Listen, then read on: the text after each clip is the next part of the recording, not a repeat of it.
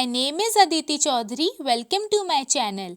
अक्सर हमें अपनी डेली लाइफ में ऐसे सेंटेंसेस बोलने की ज़रूरत पड़ती है जैसे मुझे समझ नहीं आता कि तुम चाहते क्या हो, मुझे समझ नहीं आता तुम मुझसे क्यों बात करती हो, उसे समझ नहीं आता तुम्हारे दिमाग में चलता क्या है, हमें समझ नहीं आता तुम वहाँ जाते क्यों हो। आइए देखते हैं कि ऐसे सेंटेंसेस को इंग्लिश में बोलने के लिए कौन सा रूल फॉलो होता है। ऐसे सेंटेंसेस को हम इंग्लिश में दो तरीकों से बोलते हैं। एक होता है डोंट अंडरस्टैंड का यूज करके और एक होता है फेल टू अंडरस्टैंड का यूज करके। डोंट अंडरस्टैंड वाले रूल में सबसे पहले सब्जेक्ट आता है, सब्जेक्ट के बाद डू या डज में से कोई एक आता है सब्जेक्ट के अकॉर्डिंग, इसके बाद नॉट आता है, नॉट के बाद अंडरस्टैंड आता है, फिर WH फैमिली का वर्ड आता है और इसके बाद हमारा कंप्लीट सेंटेंस आता है जिसमें हमारे सेंटेंस की मेन बात होती है और जो कि किसी भी टेंस में हो सकता है। अगर फेल टू अंडरस्टैंड से सेंटेंस को बना रहे हैं तो इसमें सब्जेक्ट के बाद फेल या फेल्स इन दोनों में से कोई एक आता है। अगर सिंगुलर सब्जेक्ट है तो फेल्स आएगा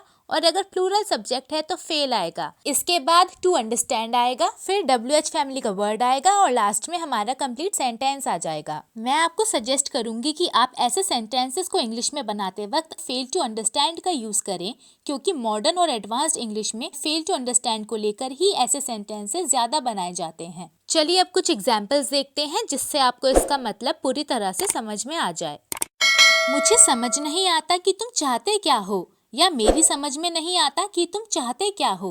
आई don't understand what you want, या I fail to understand what you want.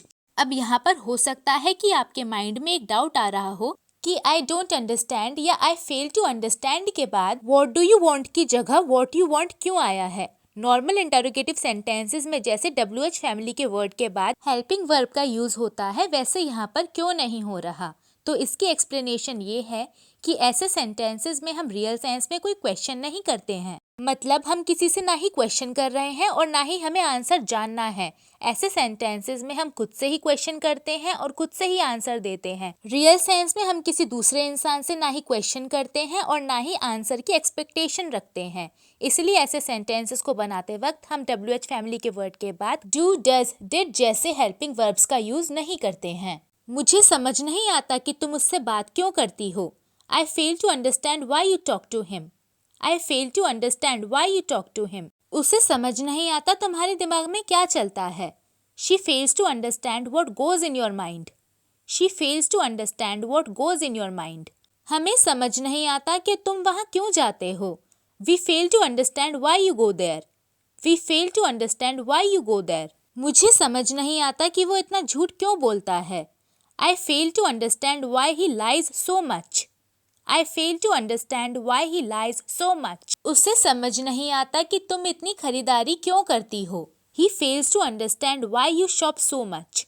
He fails to understand why you shop so much. मुझे समझ नहीं आता कि लोग इतने मतलबी क्यों होते हैं। I fail to understand why people are so mean. I fail to understand why people are so mean. अब एक सेंटेंस आपके लिए, मुझे समझ नहीं आता कि तुम उसकी मदद क्यों करते हो। इसको हम इंग्लिश में कैसे बोलेंगे ये आप मुझे कमेंट्स में बताइए। आज की वीडियो में इतना ही। अगर आपने इससे कुछ सीखा है तो प्लीज़ इसे लाइक कीजिए, मेरे चैनल को सब्सक्राइब कीजिए and make sure you press the bell icon right next to the subscribe button so that you get notified whenever I post new videos. अब हम मिलेंगे नए वीडियो में एक नए लेसन के साथ। तब तक के लिए टेक केयर, बाय बाय।